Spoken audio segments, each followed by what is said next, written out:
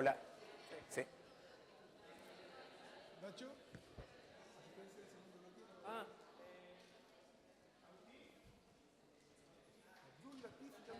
Abdul Latif, Abdul Latif Jamil. Sí, está bien. Bien. Vamos a pasar al tercer de los charlistas de hoy. Pancho Gallego nos va a hablar de el desafío, ¿no es cierto?, de reducir las desigualdades, que estoy seguro que es un tema que a todos nos toca, que es fácil de sensibilizar y percibir, del cual estamos conscientes, pero estoy seguro que la charla de Pancho nos va a llevar a un nivel de conciencia mucho mayor. Pancho es profesor del Instituto de Economía aquí en el campus San Joaquín y es el director científico del Abdul Latif Jamil Poverty Action Lab, JPAL, ¿sí? Y o sea, Pancho es uno de los profesores yo personalmente más admiro a esta universidad, así que para mí es súper emocionante tenerlo acá en el curso. Además hincha de la Unión Española, lo que siempre es valioso. Palestino. Ya, oye, muchas gracias Juan Carlos, estoy muy contento de estar acá. Me estaba acordando que no estaba hablando acá adelante en esta aula magna desde que fui candidato a algo de la FEUC hace 25 años más o menos, no sé, el 95, debe haber sido 23 años. Entonces es como interesante ahora estar en otro lugar. Estoy súper contento de estar acá. Quiero que tratemos de participar en la medida que se pueda. Yo soy re malo para usar celular y todas esas cosas modernas que hay, pero trato de conversar un poco en las presentaciones. Tenemos media hora, según me dicen aproximadamente. Ustedes me van avisando, por favor. Entonces yo quiero hablar de reducir las desigualdades, que he hecho el objetivo 10 de los objetivos de desarrollo sustentable de las Naciones Unidas, que organizan en cierto sentido este curso. Y para partir quiero contarles un poco desde donde vengo a hablar. ¿ya? Yo vengo a hablar desde un pedacito de lo que puede aportar a la discusión de desigualdades, creo, y hacerlo reflexionar de algunos temas. Y yo muy transparentemente, yo vengo a hablar como economista, que es lo que yo hago investigación, y en particular de una subdisciplina de la economía que se llama desarrollo económico, que en cierto sentido se pregunta como dos cosas. ¿Cómo poder entender que hay sociedades que son más desarrolladas que otras? ¿Está bien? ¿Ya? ¿Y qué consecuencias tiene eso? No sé si ustedes saben, pero bueno, de hecho es una de las diferencias de los objetivos de desarrollo sustentable de la ONU es reducir las desigualdades dentro de los países y entre los países. Yo no sé si ustedes saben, pero las diferencias de ingreso per cápita o de otros indicadores de vida entre países distintos son extremadamente grandes. No sé, ¿cuánto es un país pobre en África? ¿Cuánto PIB per cápita tiene? ¿Tienen alguna idea o no? ¿Cuánto? Pero den un número. ¿Cuál es el PIB per cápita de Chile? ¿Sabes lo que es el PIB per cápita? Es como el ingreso promedio que reciben las personas con algunos enredos macroeconómicos de segundo orden. ¿Ya? ¿Cuánto es en Chile? En dólares, se miden estas cosas siempre. ¿En Chile cuánto, perdón? ¿Cuánto? 20.000 más o menos, depende si corriges por una cosa rara que se llama paridad de poder de compra o no, ¿no es cierto? ¿Cuánto será en un país en África? 20.000 está aproximadamente bien, sí. Al año, exactamente. África, ¿cuánto? Hay países que tienen ingreso per cápita de $500 al año, si ustedes dividen eso por 365 días, es como $1.50 por día per cápita, multipliquen por el tipo de cambio que es como 700, 1.000 pesos diarios básicamente, por así decirlo. ¿Ya? Por otra parte hay sociedades que tienen ingresos mucho mayores que los de Chile, $40.000 per cápita o más, ¿no es cierto?, en países desarrollados. Entonces, una parte de la pregunta, que yo no voy a hablar demasiado hoy día, voy a hablar al final un poquito, tiene que ver con por qué hay países más desarrollados y qué consecuencias tiene eso. Y la segunda pregunta es por qué hay personas o grupos con una mejor vida dentro del mismo país. ¿Ya? ¿Está bien? Por ejemplo, si nosotros tomamos algunas regiones de Chile, tienen probablemente ingreso per cápita parecido al ingreso per cápita de Perú o de Bolivia, que son países más pobres que Chile en promedio, y por otra parte hay regiones de Chile que tienen ingreso per cápita mayor, o comunas de Chile que tienen ingreso per cápita como estados de Estados Unidos. ¿Ya? Entonces son diferencias intrapaís, que son de primer orden y cualquier persona que haya seguido la discusión en Chile está consciente de eso, por así decirlo. Y esta disciplina, como cualquier disciplina académica más aplicada, por así decirlo, hace trabajo teórico y está muy preocupada por estimaciones empíricas causales, o sea, efectivamente identificar el efecto de una variable en otra más que de correlaciones, ¿está bien? ¿Ya? Entonces yo hablo desde ahí, yo tengo que reconocer que en temas de desigualdad, pobreza, tanto mi disciplina como yo mismo tenemos N preguntas pendientes que hay que ir contestando, ojalá que a lo mejor algunos de ustedes se motiven a eso. ¿Está bien? Entonces, el primer alcance. Entonces, hablo desde acá, ¿no es cierto? No creo que sea ni lo mejor para entender este problema, pero es lo que humildemente puedo aportar, no necesariamente lo mejor. Y en segundo lugar, tengo poco tiempo, entonces tuve que elegir temas. Entonces, de hecho, esta presentación que tengo acá tiene como una versión que tiene como 70 páginas que he hecho, y aquí quedó tiene más de 70, tiene 80, y esta quedó como en 30 y algo, ¿ya? Entonces, eso es por una parte, ¿ya? Como en términos de cómo hablar. Y en segundo lugar también yo creo que es interesante cuando uno habla de estos temas que son temas valóricos, que tienen políticos, ¿no es cierto?, que de alguna manera apelan a cosas súper importantes en la vida, poner en contexto qué puede uno aportar desde la economía o de una ciencia social con investigación aplicada. Y a mí hay una frase del padre Hurtado que me gusta mucho, no sé si la han visto antes, pero la uso hace hartos años, que la dijo el padre Hurtado, de hecho está citada en una cosa que se llama como la misión del universitario, y que dice así: los problemas sociales son morales, pero no son solo morales. Encarnan también problemas técnicos que han de ser resueltos para poder aplicar los principios. Yo puse en rojo eso, y no porque sea la unión, porque es importante, ¿ya? Si los salarios no alcanzan para la vida, la moral enseña que hay que hacerlos tales que alcancen. ¿Pero por qué medios? Produciendo una deflación, una inflación para dar más trabajo, abriendo nuevas industrias, señalando precios de los productos. Después dice otras cosas más que no importan tanto.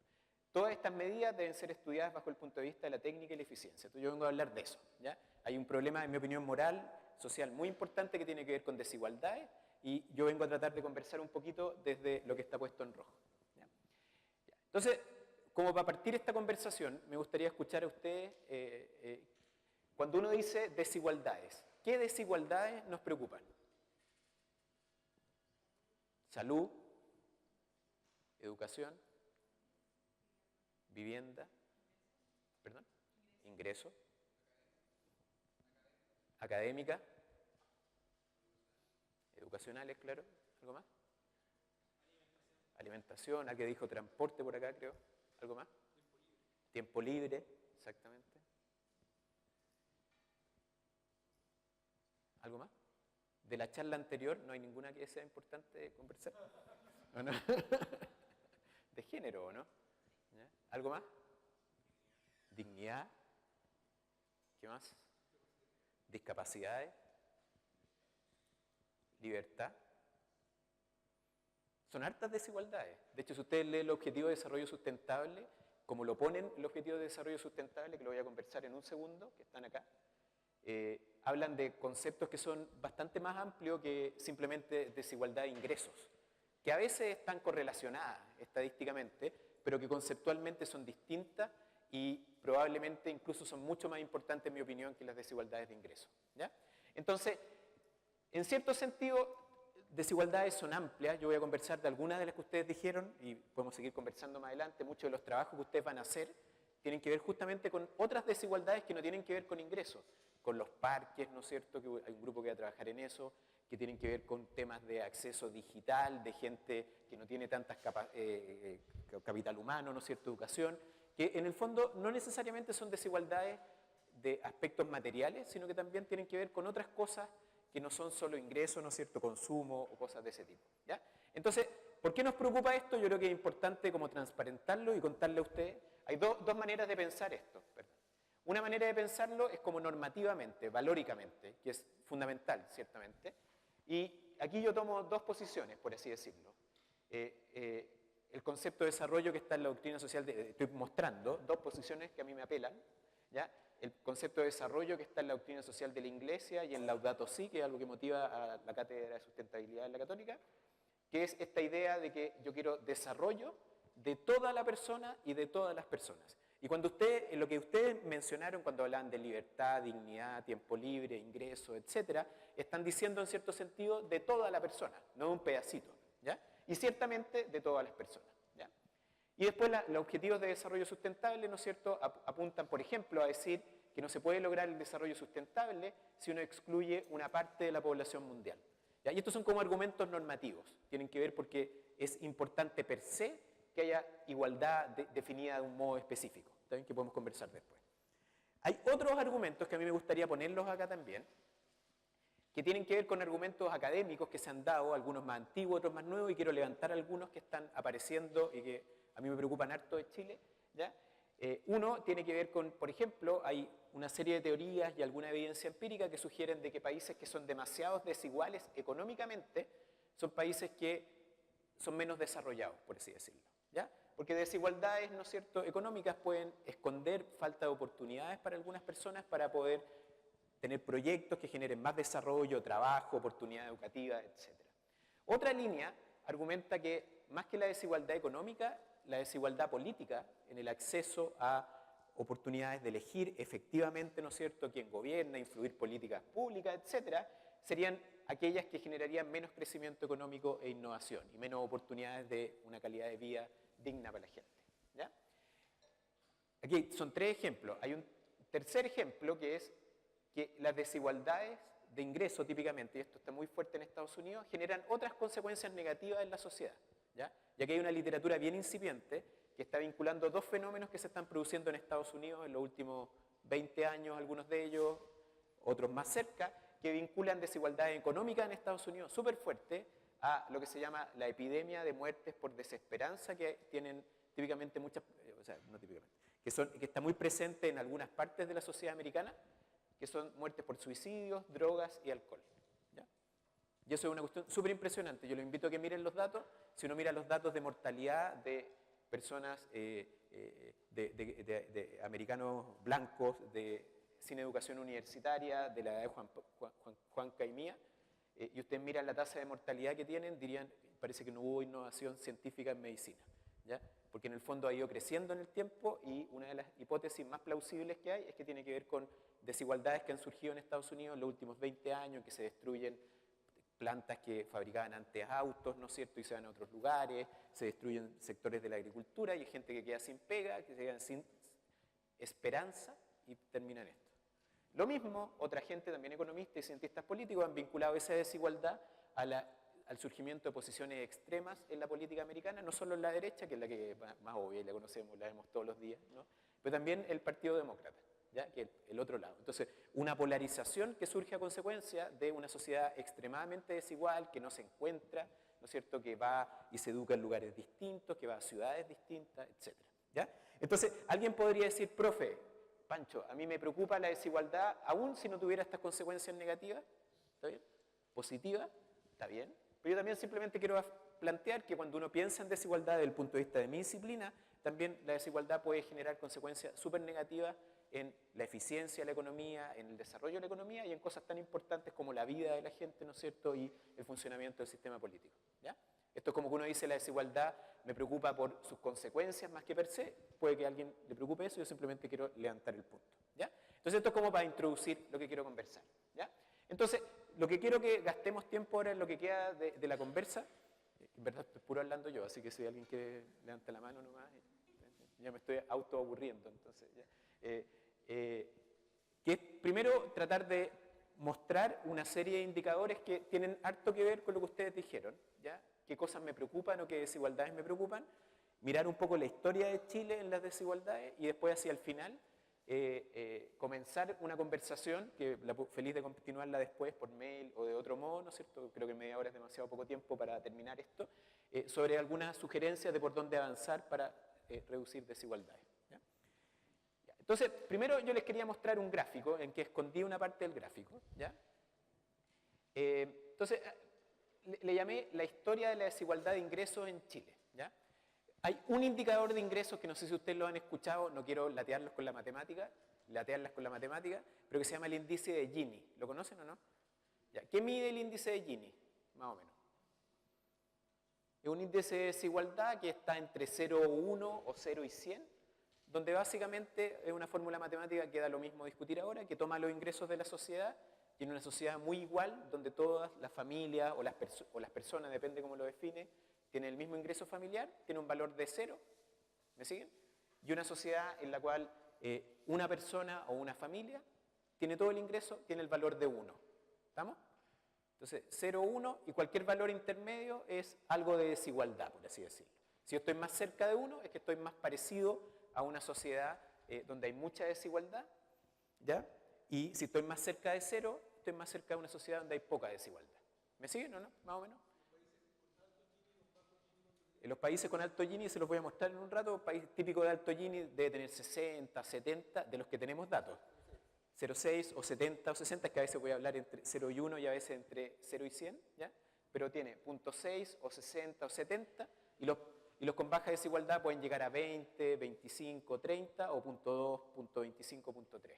De los que tenemos datos, ¿eh? Porque hay muchos países en el mundo, en África en particular, que no tenemos datos, ¿ya? Entonces, esos países, aquí es como de la gente que tenemos datos, que típicamente son países más desarrollados, ¿está bien? Tenemos datos que le creemos, hacemos este cálculo. ¿Me siguen o no? Ya. Entonces, lo que yo pongo en este gráfico, después lo vamos a ver entero, parte en 1850 con el trabajo de dos historiadores económicos, un español y un uruguayo, que son estos señores que están acá, y se complementan con la encuesta CACEN más modernamente, que pone el índice de Gini, medido en este caso entre 0 y 1, desde 1850 hasta el 2015, no sé. ¿Ya? ¿Estamos? Entonces, yo le estoy mostrando el final de la película, ¿ya? Y el final de la película dice que Chile tiene un índice de Gini en la línea, ¿cómo se dice?, violeta, entre 0,5 y 0,6, que es lo que calculó Jorge Rodríguez Weber, y Leandro Prados de la Escusura, que es español, tiene el mismo valor más o menos, y después empiezan las encuestas CACEN, dependiendo cómo lo defines, de nuevo está entre 0,5 y 0,6, ¿ya? Y esto le estoy mostrando solo del 70 en adelante. ¿Entienden el gráfico más o menos o no? Ya. Entonces, ¿qué diría uno del índice de Gini? Si uno toma el 70 en adelante, toma un gobierno democrático, una dictadura militar y una serie de gobiernos democráticos adicionales. ¿Qué es lo que uno, en términos políticos, por decir algo? ¿Ya? Si uno mira el Gini, ¿qué dice el Gini de Chile? O la desigualdad. Es una de las medidas, no es la única, pero a mí me gusta presentarla porque creo que resume hartas cosas de la discusión. ¿Qué es lo que uno podría decir? Es alto primero, que tiene que ver con la pregunta de Juan Carlos, está más cerca del 1 que del 0, por así decirlo, ¿no es cierto? ¿Ya? Más o menos, ¿sí? ¿Qué más? No cambia mucho, parece. ¿Ya? Se ve una subida por ahí en los tiempos de la dictadura, después baja un poco, después se mantiene constante por aquí, dependiendo cómo lo mida. ¿Ya? ¿Algo más? ¿No? Entonces ahora viene la siguiente pregunta. ¿Dónde estaba el Gini de Chile antes de 1970? Si uno, de nuevo, estos son datos lo mejor posible. Yo los creo. ¿Dónde creen que está el Gini de Chile? No se piensa en el siglo XIX, por así decirlo. Comienzo del siglo XX, toda la discusión, ¿no es cierto?, las reformas sociales desde 1925 en adelante. Entonces hay tres posibilidades, hay infinitas posibilidades, en verdad, matemáticamente, pero rebuscamos la 3.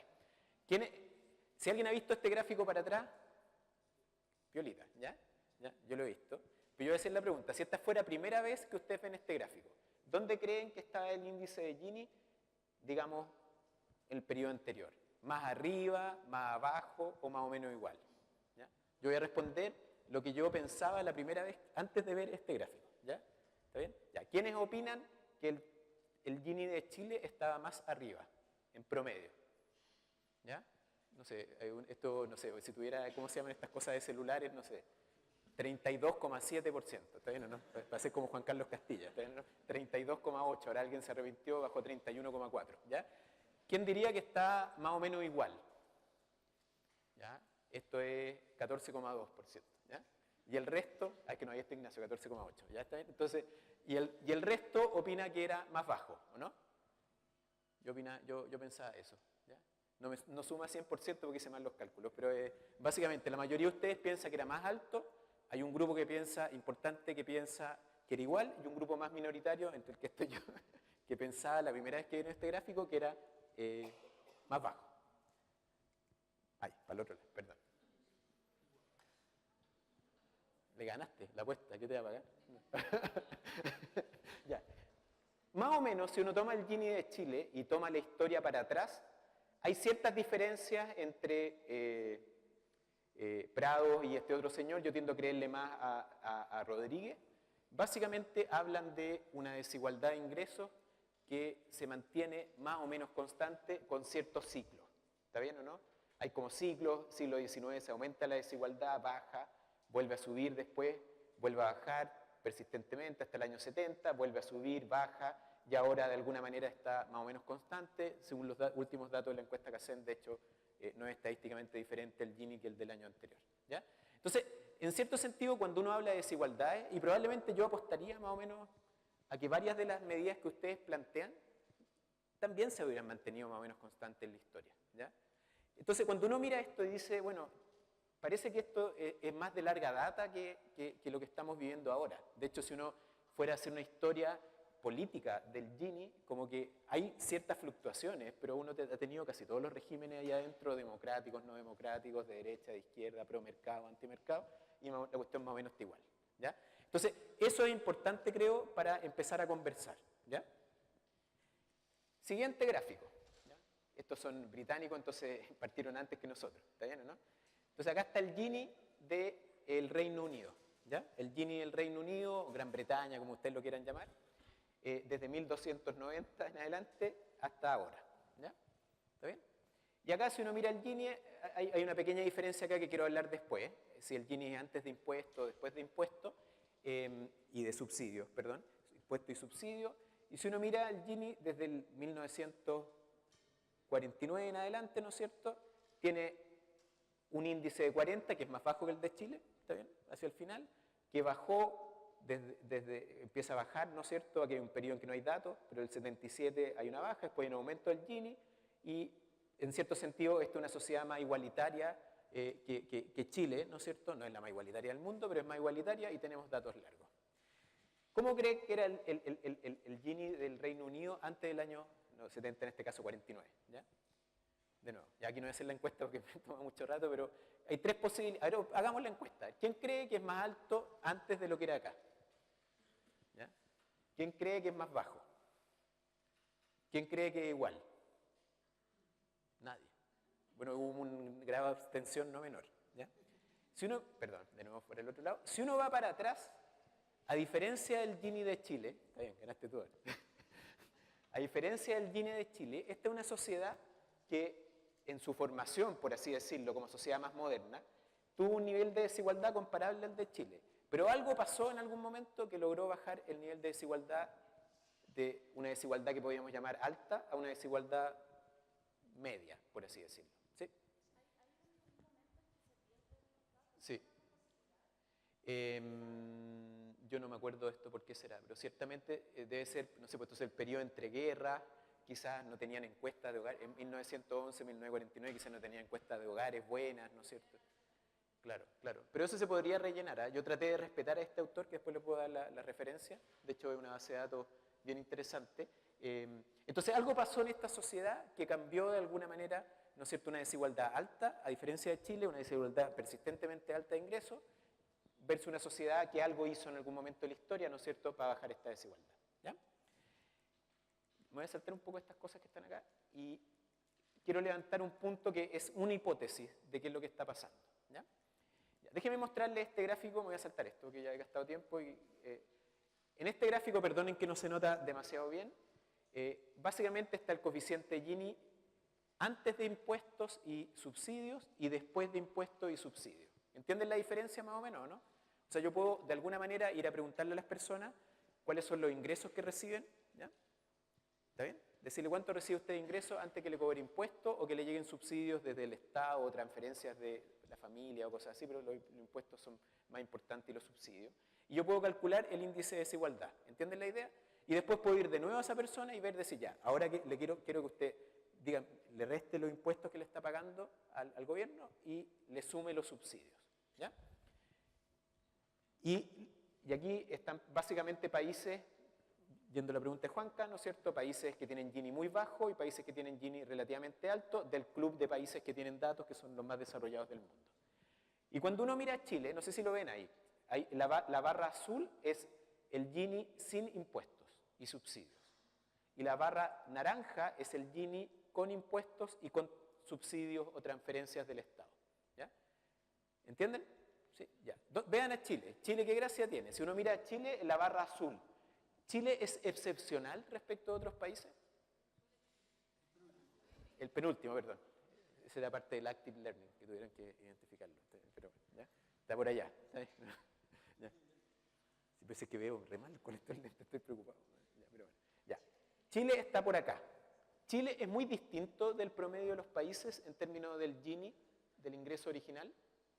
No. De hecho, mira, si uno mira esta barra, como que no cae mucho desde Chile hasta el país más igualitario que está al otro lado. El azul, exactamente. El azul no cae mucho. Pero miren lo que pasa con el amarillo. Con el amarillo sí que uno ve una diferencia. Si uno mira estos datos, dice, bueno, Chile en verdad, ¿no es cierto? Si mira el dato azul, Chile no es muy distinto que Finlandia, que nos encanta compararnos con, ¿no es cierto? ¿Ya? ¿Sí? ¿Ya? No es muy distinto. Pero después cuando aplicamos subsidios, sobre todo, e impuestos un poco, la igualdad o la desigualdad de ingresos cambia fuertemente. ¿Ya?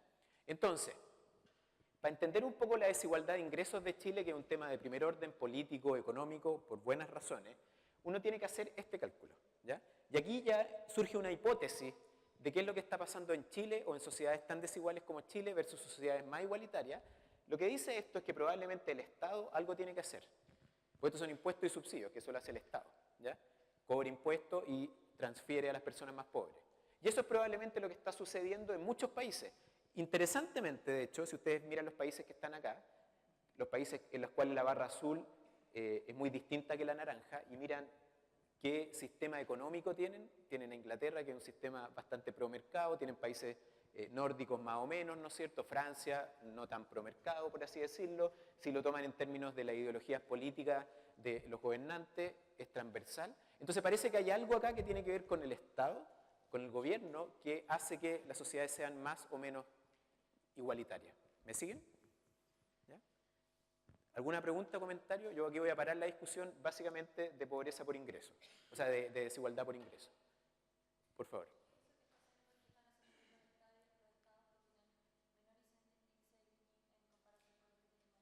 La diferencia es que están haciendo, usando impuestos para quitar de alguna manera ingresos a las personas que tienen mayores ingresos, ¿ya? Y transferir ese dinero a la sociedad, a las personas más pobres vía transferencia. Pero, en este caso, uno puede tener impuestos que no son al ingreso. Por ejemplo, yo puedo, cuando importo un bien desde otro país, también puedo cobrar impuestos a las contribuciones. ¿Te fijas? El IVA, ¿no es cierto?, que es al consumo, que está por ahí entre medio, ¿no es cierto? Claro. Lo que es interesante, y no tengo tiempo de discutir muy en detalle, pero lo que más explica la diferencia de Gini original a corregido es transferencia. O sea, son sociedades, no sé, Finlandia, que tienen un estado de bienestar que transfiere fuertemente a las personas más pobres. ¿Sí?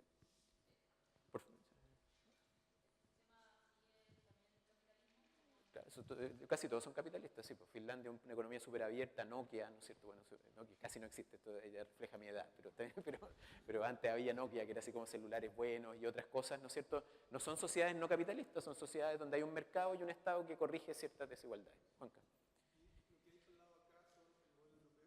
Claro, exactamente. El modelo europeo, ¿no es cierto?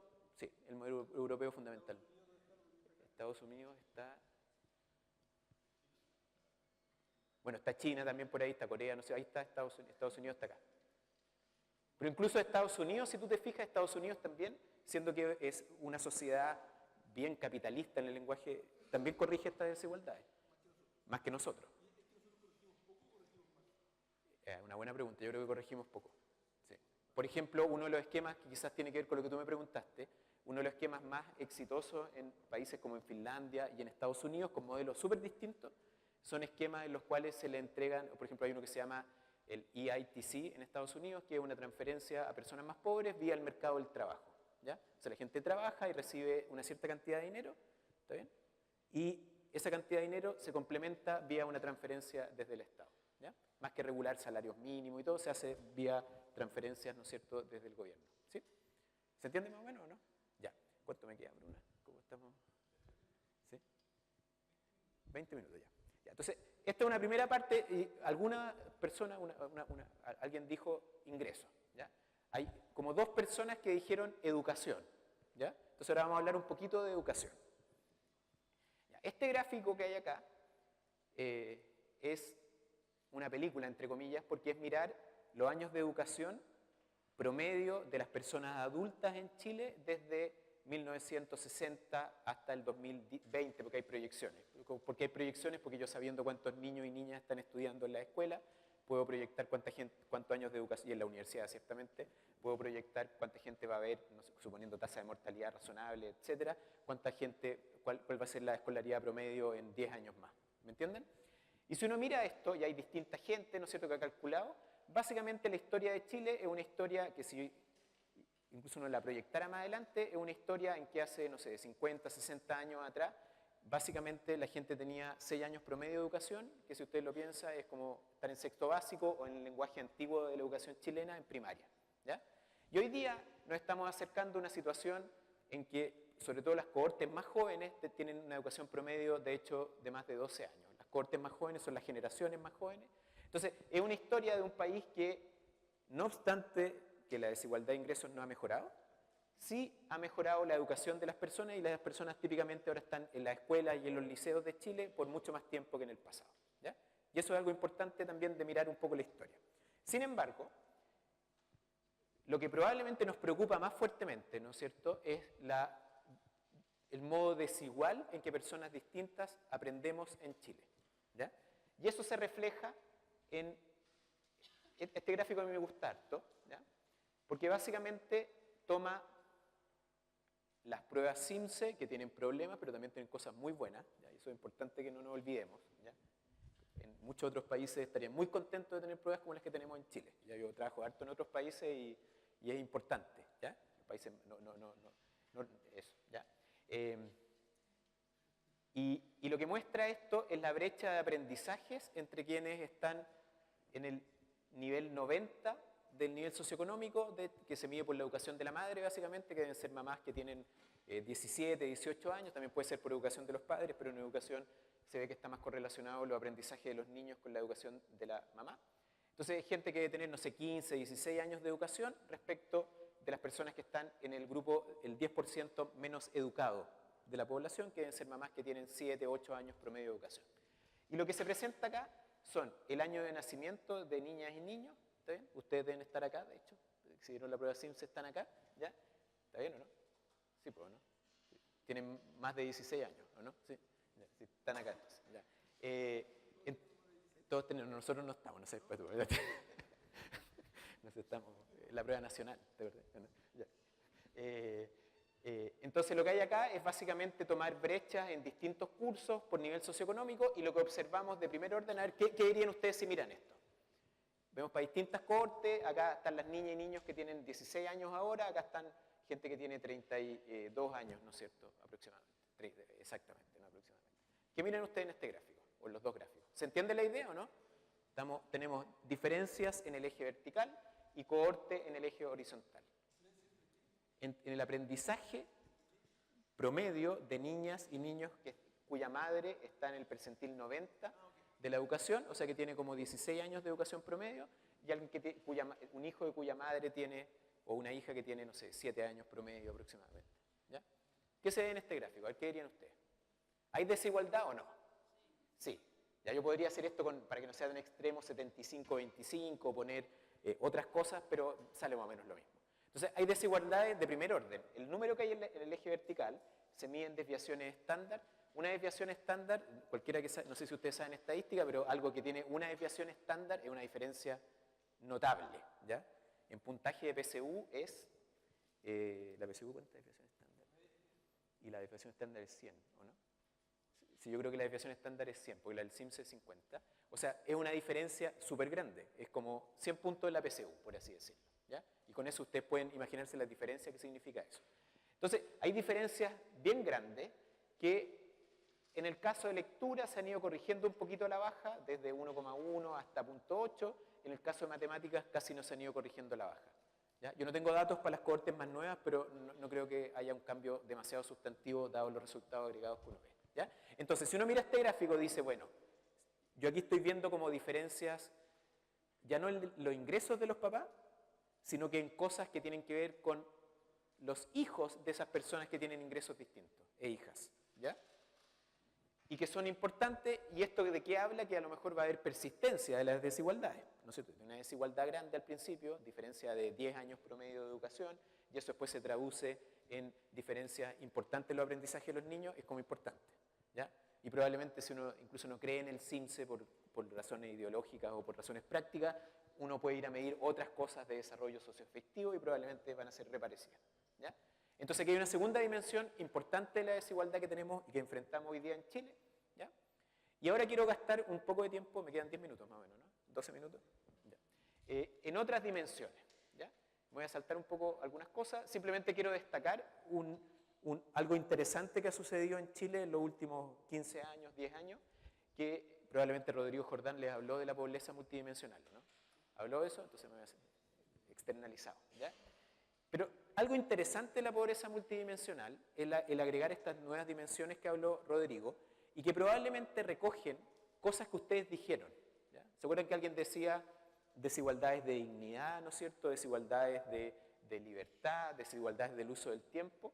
Y aquí hay algunas dimensiones que se han agregado en la medición, ¿no es cierto?, que tienen que ver con entorno, habitabilidad, apoyo y participación social, trato igualitario, seguridad, que tienen que ver con otras desigualdades. Y yo quiero levantar uno o dos temas que me parecen importantes, ¿ya? Más allá de los datos.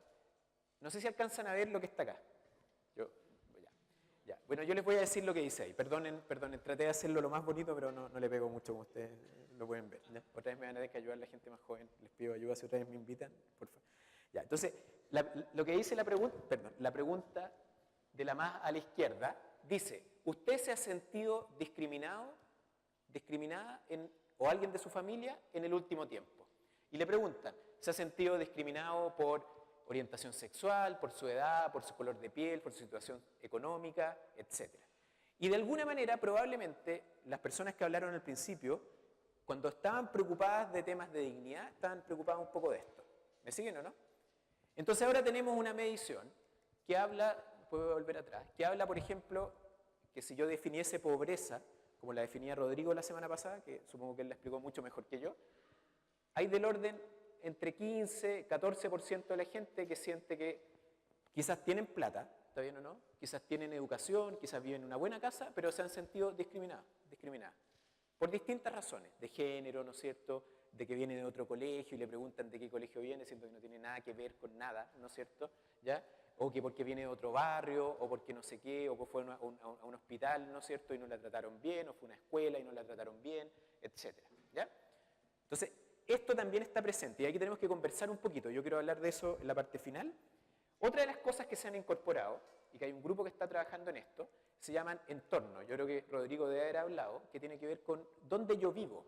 Y no solamente en términos de seguridad, que está incluido, de hecho, sino que también cuáles son las ofertas que yo tengo para tener una buena vida, para tener libertad, para ver cómo trabajo el ocio, como decía alguien por acá adelante. Y aquí yo les quiero mostrar una foto. ¿Ya? ¿Qué será esa foto? Juan Carlos la ha visto antes cuando presenté una vez en el Departamento de Transporte. ¿Qué será esa foto? ¿Ya? Esto tiene que ver con el trabajo de un grupo de este curso, de hecho. ¿Ya? ¿De dónde es esa foto? Santiago. ¿Ya? ¿No es cierto? ¿Qué hay en esa foto? Barrios, por así decirlo, ¿ya? Que obviamente tienen diferentes ingresos. Pero si uno mira, si trajeron una marciana, si la tira a Santiago y está mirando por arriba y dice, oh, qué raro esto. ¿Qué será eso verde? Y en partes hay verde y en otras partes hay café. ¿Serán distintas razas de gente? ¿Tipos así? ¿Distintos planetas? Bueno, esto es Santiago mirado de arriba. Acá, probablemente yo debo vivir por acá, ¿no es cierto? 4 plazas caminables a 1 kilómetro. De hecho, lo traes aquí la cuenta. Y uno va a otros lugares y no hay verde. Y noten de que si hay espacios, eso que está ahí es un espacio. ¿Ya? Es un espacio público que estuvo pensado alguna vez para que hubiese algo ahí, que fuera un lugar de encuentro donde yo pudiera gastar el tiempo libre con dignidad, pudiera conocer a otras personas, pudiéramos ayudarnos, algo que también entra en la pobreza multidimensional, recurrir a otros. ¿Ya? Y en cierto sentido, alguien podría decir, bueno, Pancho, esto en verdad es consecuencia de diferencias de ingresos. Sí puede ser, pero probablemente va más allá que eso. De hecho, en Chile hay mucha más gente que es pobre por esto, en el sentido de lo que habló Rodrigo la semana pasada, que pobre de ingresos. ¿Ya? ¿Me siguen? Y esto no ha ido cambiando mucho en los últimos años al menos. La pobreza de ingresos ha seguido bajando como avión, y es una noticia muy importante, pero no ha cambiado. ¿Ya? Eso. Ciertamente hay diferencias regionales que me voy a saltar, discúlpenme, pero nos entusiasmamos un poquito hablando de lo anterior. Y ahora quiero hablar de nuevo, seguir con esto de la dignidad y todo. Ignacio, cada vez miras más seguido, estoy viendo, no, que me puse nervioso ya, pero ya. Ustedes van a leer el resumen de un informe súper bueno que hizo el Programa Naciones Unidas para el Desarrollo, que se llama Desiguales. Ustedes van a leer el resumen ejecutivo. Y aquí hay un par de notas. Tengo dos transparencias básicamente de pensar qué significa lo que hemos conversado antes. Que yo por mi sesgo y de formación profesional, como que tiendo a mirar números, pero también aquí hay cosas que son opiniones de personas, ¿no es cierto?, que reflejan y no son contradictorios con los números. Por ejemplo, alguien decía salud. Mira, ¿saben qué se nota la desigualdad? Estos son focus groups. En la salud, una persona que tiene plata puede ir a un doctor y el doctor se va a comportar como doctor y te va a decir, tienes esto, tómate esto, te vas a recuperar. Uno pobre va al consultorio de aquí a que te den hora y te atiendan y tiene promedio 10 minutos máximo para atenderte. Entonces, un resfrío para la casa. Mujer, clase baja, Santiago. En el informe de eso. ¿Ya? Yo me acuerdo también, no sé, alguien hoy día habló de calidad de la educación, yo hago harta investigación en educación, y me acuerdo que una vez estábamos haciendo algo da lo mismo, en establecimiento educativo en Santiago, y teníamos que ir a hacer algo a la escuela, ¿no es cierto?, y mandamos personas que trabajaban con nosotros, y fueron a la escuela, ¿no es cierto?, y llega y le dice, y la trataban súper mal, ¿ya? Y después le muestra la carta y le dice, no, es que vengo de la Universidad Católica y todo. Y la persona que estaba, que era la profe, le dice, perdón, es que pensé que era una mamá. ¿Entienden lo que significa eso, no? En términos del proceso educativo, ¿no es cierto?, y de muchas cosas. Y la otra porque sacó una carta, ¿no es cierto?, ¿está bien? La tratan mejor, es una cuestión, o sea, deben estar atendiendo a la mamá, ¿no es cierto? Y eso se refleja en esto, ¿ya? Aquí se ven diferencias, cuando uno traduce lo anterior a número, se ven diferencias súper grandes en el acceso y en la confianza que tienen las personas de distintos niveles de ingreso. Quintil 1 es la gente el 20% más pobre, hasta el quintil 5, que es el 20% más rico. ¿Qué confianza tiene que va a haber una atención oportuna, médica, ¿no es cierto?, frente a una enfermedad catastrófica o crónica grave? Y miren las diferencias. En el quintil 1, el 13% de hombres, 20% mujeres. El quintil 5, donde estoy yo por lo menos, 2/3 de la gente está ahí porque es demasiado exigente, probablemente debería haber más, ¿ya? Y esto se ve en la sociedad. Después, cuando uno le pregunta, y quiero terminar con esto y después ir a las soluciones, después uno podría decir, bueno, en verdad, la gente no está contenta probablemente con esto, y la pregunta es, ¿a qué atribuyen el descontento? Y yo creo que es interesante y el informe de Desiguales hace un muy buen trabajo en eso. Y después le preguntan en el informe de Desiguales también, ¿cuánto le molesta a usted cada una de las siguientes situaciones? ¿Ya? Y ahí hay unas métricas de encuestas, ¿no es cierto? Y aquí está el porcentaje de gente que dice que le molesta mucho. ¿Ya? No sé qué dice, pero no sé.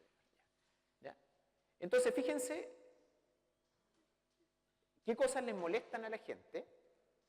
Y les molestan las desigualdades entre regiones y Santiago, el 50%, que algunos tengan más dinero que otros, 53%, y uno va subiendo. Pero en verdad a la gente lo que más le molesta, son cosas que tienen que ver con educación, con salud, etc. ¿Ya? Y en cierto sentido, complementando lo que está acá, ¿por qué a la gente siente que la tratan mal? ¿Ya? Y siente que la tratan mal, ¿no es cierto?, por cuestiones de género, la conversa que tuvimos antes, por cuestiones sociales, probablemente lo que le pasó a la persona que fue conmigo, o sea, no conmigo, que fue en representación. Y esto hizo que no, y de hecho, nosotros no fuimos, porque queríamos que fuera una persona del mismo barrio, ¿me entiendes? Exactamente, ¿no? Para que que nos trataran mejor por ser nosotros, ¿ya? Por el lugar en que vive, etcétera, ¿no es cierto? Nivel educacional menos, etcétera. Entonces, de alguna manera, lo que uno ve acá en Chile, en mi opinión, podemos conversar después y podemos iniciar una conversa, como dije, esto es poco tiempo y vamos a una conversa, es una sociedad que tiene como una historia de desigualdades importante, ¿ya? A diferencia de otras sociedades que han sido capaces de cambiar esas desigualdades, ¿no es cierto? Y esas desigualdades no solo son desigualdades de ingresos, sino que también tienen que ver con la dignidad de las personas, que tienen que ver con educación, tienen que ver con acceso a áreas verdes, tienen que ver con atención médica oportuna, con que uno lo respeten per se y no por donde lo atienden, ¿no es cierto? me atienden mejor o peor en salud, o mi hijo o mi hija aprende más o menos porque yo fui más o menos educado. ¿Ya? Entonces, una sociedad que ha avanzado, pero que tiene desafíos. Y lo que quiero hablar en los últimos 4 minutos que me quedan, ¿o no? ¿Sí? Es brevemente, ¿ya? Y esto quizás uno podría dedicarse mucho tiempo, es decir, ¿qué hacemos? ¿Ya? Y yo aquí me voy a colgar de mi investigación y de trabajo y me voy a colgar de 2 libros de divulgación masiva, ¿ya? Que son de gente que son ex profesores míos y que hemos hecho investigación y que son, no solo por eso los pongo acá, sino porque son gente importante, ¿ya? Uno es un libro que se llama ¿Por qué fracasan las naciones?, que es de Daron Acemoglu, que es un profesor de MIT, y James Robinson de la Universidad de Chicago, del Departamento de Ciencia Política, y 2 profesores de economía de MIT, que es la economía de la pobreza, que es el que está a la derecha. Entonces yo voy a colgarme estos libros, se los dejo recomendados. Estos libros reflejan años de investigación, probablemente de los 4 nombres que hay ahí va a haber al menos un premio Nobel de Economía, entonces gente así como respetable, ¿ya? Y voy a tomar esto, el libro de la izquierda es más la macro, por así decirlo, ¿ya? Y el libro de la derecha es la micro. Partamos por aspectos institucionales de Chile, ¿ya? Entonces, ¿qué significan estas desigualdades, en cierto sentido, en mi opinión, para el desarrollo de Chile en cuanto país? ¿Ya? Y lo que hay en este gráfico es en el eje horizontal, años, desde que tenemos datos, y en el eje vertical, yo lo que les estoy mostrando acá, es el ingreso per cápita de Chile, eso que hablamos antes, que era $20.000 hoy día, ¿ya? Esto está medido en fracción, respecto del ingreso per cápita de Estados Unidos. Si a usted no le gusta en Estados Unidos porque es demasiado capitalista, pueden tomar otros países y van a que tengan ingreso alto, obviamente, ¿está bien? No Corea del Norte, ¿está bien? Y uno puede ver cuán lejos está Chile de los países más desarrollados del mundo. Y a pesar de todos los bacanes que nosotros nos creemos, ¿está bien? ¿Ya? A pesar de todos los bacanes que nosotros nos creemos, nunca en la historia de Chile, que del milagro económico chileno y no sé cuántas cosas, nunca en la historia económica de Chile hemos tenido un ingreso per cápita mayor que el 40% de Estados Unidos. ¿Ya? Es como fuerte, ¿o no? Yo eso encuentro importante. Entonces, un poco la investigación de estos 2 profesores y otra gente, yo he colaborado con ellos, de hecho, en un paper, es preguntarse qué hay detrás. ¿Ya? Y una vez vino Jim Robinson y dijo, Chile es un país oligárquico. ¿Ya? ¿Qué significa un país oligárquico? Donde probablemente las élites tienen demasiado peso en cosas que no debieran tener. ¿Ya? Y eso no solo, la pregunta que hay acá no es solo una pregunta normativa, así como si me gusta o no que las élites, de la cual yo soy parte por lo demás, ¿ya? Probablemente, ¿ya? Tiene demasiado peso porque no me gusta políticamente o ideológicamente, sino que además eso tiene consecuencias negativas en el desarrollo de los países. Y déjenme mostrar qué significa. Este es un trabajo, ¿bien? A mí Juanca me dijo que tenían que estar al día en papers de investigación, así que estamos 2 meses atrasados, no más, ¿está bien o no? Que este es un profesor de la Universidad de Chicago, el departamento, que básicamente lo que hizo fue ir a mirar, haciendo econometría enredada, que no quiero hablar acá, ver básicamente si alguien venía a las carreras más exitosas de la Universidad de Chile y la Universidad Católica, en la época que más o menos estudiamos Juan Carlos y yo, no sé, unos 10 o 15 años antes, más 10 años después, así que no están ustedes, ver si pasar por la Universidad Católica, la Universidad de Chile, tenía consecuencias importantes en el aumento de salarios, que sí la tiene, no les voy a mostrar ese paper, pero ¿qué implicaba para llegar a ser gerente general de una compañía, básicamente? O sea, cuando yo estudié comercial en la Católica, Juanca, ingeniería, ¿está bien? Usando econometría enredada para estar seguros que hay una relación causal, si en verdad aumentaba la probabilidad que fueran directores de empresas, ¿no es cierto?, gerentes de recursos humanos, no es que esté abogando por ese camino profesional, pero simplemente quienes manejan las empresas de Chile, de universidades de élite, donde se supone que por la PSU, PAA, ¿no es cierto?, como se llamara el proceso de ingreso, entraba la gente con más habilidades, aproximadamente. Y lo que encuentra este profesor es que fue su tesis de doctorado, él estudió en la Universidad de Yale, encuentra que sí, pero, no sé si alcanzan a leer lo que dice acá, este se lee más, hasta yo lo alcanzo a leer, que sí, es verdad, aumenta la probabilidad que alguien que tiene, en lenguaje de economista, capital humano alto, llegue a dirigir las mejores empresas, las empresas, ¿no es cierto?, pero no tener, sin embargo, que hay acá. Sí, es verdad, es más probable que sean gerentes, pero eso solo pasa en personas que estudiaron en nuestra universidad y en la Universidad de Chile también, que vienen solo en hombres no en mujeres, ¿ya? Aunque igual hay mujeres que estudian esas carreras y hay gente muy capaz, y que vienen de un grupo de 7 colegios, que son los colegios privados más caros de Chile o eran en esa época. ¿Ya? Eso es lo que está hablando Robinson. ¿Se fijan o no? ¿Ya? Que es como fuerte. Yo creo que Chile hoy día está cambiando, ¿eh? Es una buena noticia para todos nosotros. Pero eso explica por qué Chile tiene el PIB per cápita que es menos de la mitad de Estados Unidos. Yo en Estados Unidos no conozco a nadie que me ande diciendo de qué colegio viene. Me dicen de qué universidad vienen, porque eso es meritocrático. ¿Está bien? ¿Ya? No me dicen de qué colegio vienen, no me dicen, ay, ¿de qué colegio eres? ¿Está bien o no? ¿O no? ¿Está bien? Y pasa en todas partes, ¿eh? ¿Ya? A mí me ha pasado en el mundo social, donde también es súper importante qué colegio viene la gente.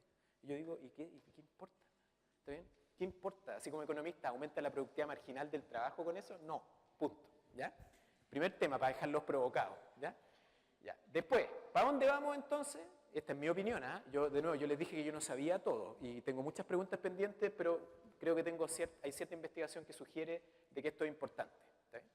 Segundo, entonces, ¿para dónde vamos? Yo creo que podemos mejorar, pero no será suficiente sin cambios profundos en la contestabilidad de las élites. ¿Ya?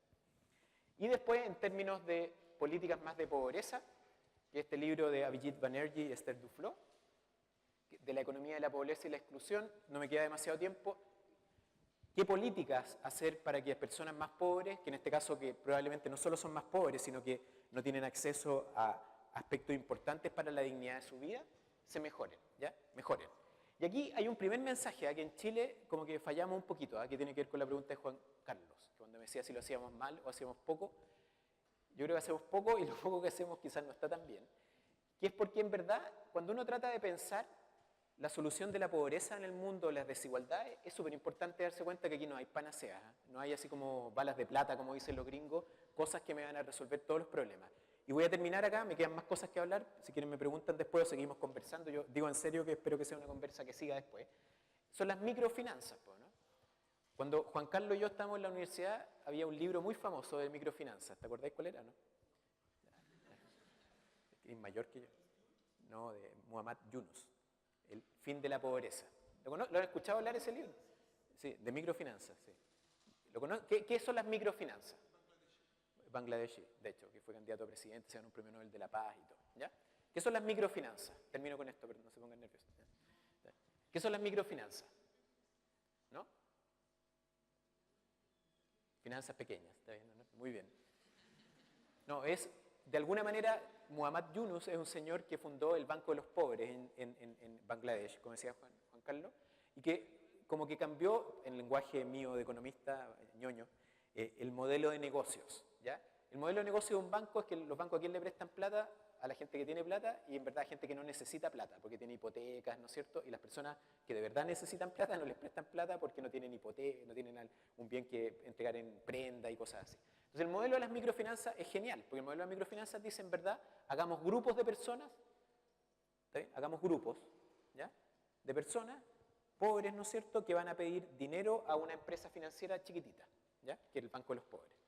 Y yo voy a ayudar a estas personas, ¿no es cierto?, hacemos proyectos comunitarios, y lo que muestra Yunus en su banco es que básicamente la tasa de repago es como mayor que en los bancos normales, y que en historias que él contaba, se lograba superar muy fuertemente la pobreza, aumentar el empoderamiento de las mujeres, volvamos a la conversa que tuvieron ustedes antes con Alejandra, ¿no es cierto?, etcétera, etcétera, etcétera. Entonces, cuando yo estaba en la universidad, yo me acuerdo que vino Muhammad Yunus a Chile, se organizó una conferencia muy grande, ¿no es cierto?, y todo, y era como que todos queremos microfinanzas, y si hay microfinanzas en Chile, se van a arreglar todos los problemas de las personas pobres de Chile. Y estos dos profesores, con otra gente más, mucha otra gente, han investigado el tema, y lo que encuentran es algo que es bastante obvio, que si yo hago préstamos de este tipo, de microfinanza, las personas los van a tomar. Pero hay una parte de la población que no tiene ideas de negocio. ¿Me entienden o no? Hay una parte de la población, yo no tengo ni una idea de negocio, o sea, con suerte alcanzo a hacer papers, imagínate poner un negocio, yo, o sea, obviamente soy panadero, ¿no es cierto?, por mi equipo y por mis padres, está bien o no, pero a esta altura si me ponen una panadería pierdo plata, así que heavy, ¿no es cierto? Hay una parte de la población que no tiene ideas de negocio, y hay otra parte de la población que si tú le haces un préstamo, va a usar ese dinero y te lo va a repagar, pero va a usar ese dinero para comprarse una tele grande o algún bien durable, ¿no es cierto? Y eso es muy importante para la vida, para el uso del tiempo libre, no es mirar en menos ni nada, ¿ya? Entonces Entonces, ¿qué es lo que dice esto? El ejemplo de las microfinanzas es un ejemplo de que a veces como que nos enamoramos de ideas que suenan bien, no las pensamos en verdad demasiado bien, cambiamos todas las políticas públicas, ¿no es cierto? Y creamos ONG, etcétera, y en verdad, porque creemos que son panaceas, y después cuando pasan 20 años nos damos cuenta cuando llegan estos economistas fome a decir, en verdad no cambió la pobreza. ¿Está bien o no? Porque en verdad pasa algo bastante obvio, que las microfinanzas no van a revolucionar todo, porque las microfinanzas, la mitad de la población o 3/4 de la población no tienen ideas de negocio. Hay una parte que sí. Hay 1/4 de la población que tiene ideas de negocio. ¿Qué hacer con el resto? Otras políticas que tienen que ver con ayudar en otras dimensiones. Eso es lo que quería hablar. Y de verdad que les digo que sigamos conversando. Ahí está mi mail. Yo feliz de seguir conversando.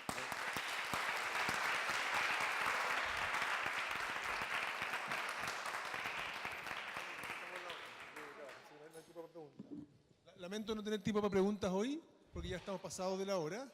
Creo que hemos tenido una estupenda charla y que permitió tener algún tipo de interacción mientras Pancho fue conversando. Invito a aquellos de ustedes que tengan preguntas para Pancho a acercarse y hacérselas a él. Y les recuerdo también que durante la semana entonces vayan preparando sus salidas a terreno, que revisen el tema de la asistencia, es muy importante, y que lean las lecturas que le estamos dejando para poder tener un gran círculo de aprendizaje el día martes. El círculo de aprendizaje del martes va a ser solamente el primer módulo. ¿Sí? ¿Por qué 11 de septiembre?